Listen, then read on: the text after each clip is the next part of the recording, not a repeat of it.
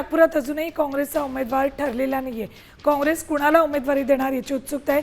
4 उमेदवारी अर्ज भरले जाण्याची शक्यता आहे. सुनील केदार आणि नितीन राऊतांमध्ये उमेदवारीवरून प्रचंड वाद निर्माण झाल्याची शक्यता आहे. त्यामुळेच सुनील केदार ज्यावेळेला बैठकीतून बाहेर पडले त्यानंतरच नितीन राऊत या बैठकीला हजर झाले. त्यामुळे अजूनही नेमका उमेदवार कोण असेल याची उत्सुकता लागलेली आहे. 4 उमेदवार अर्ज भरणार आहेत. केदार आपल्यासोबत शहराध्यक्ष प्रफुल्ल गुडदे पाटील आहे. खरं तर 4 जणांचे नामांकन अर्ज दाखल केले जाणार, त्याची प्रक्रिया सुरू आहे. आपल्यासोबत प्रफुल्ल भाऊ आहे. प्रफुल्ल भाऊ, काय प्रक्रिया पार पडते आहे?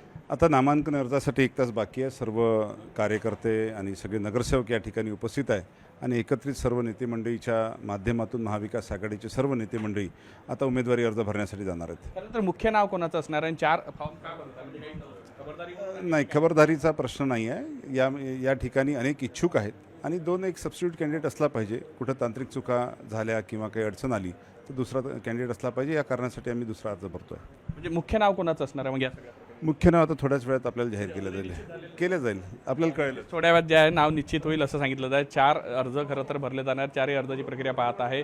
दिनेश डोले स्वतः इथं उपस्थित आहे, माजी जिल्हा परिषद सदस्य. त्यांचा सुद्धा अर्ज जो आहे तो भरला जात आहे. यासोबत आणखी 2 जे आहे ते सुद्धा भरले. अशी 4 नावं जे आहे ते भरले जाणार आहे. यामध्ये जवळजवळ मुख्य जे नाव असणार आहे ते अतुल लोंढे यांचं निश्चित मानलं जातं. मात्र त्याचबरोबर पर्यायी व्यवस्था म्हणून सुद्धा आणखी 2 नावं जे आहे ते भरले जातात. ही प्रक्रिया पार पडली जात आहे. खरं तर अवघे 1 तास आता शिल्लक राहिलेला आहे आणि या सगळ्या प्रक्रियेमध्ये अजूनही जो आहे ही प्रक्रिया अजून पूर्ण व्हायची आहे. व्हिडिओ जर्नलिस्ट सौरभ बोलेसह पराग डोबळे, साम टीव्ही न्यूज, नागपूर.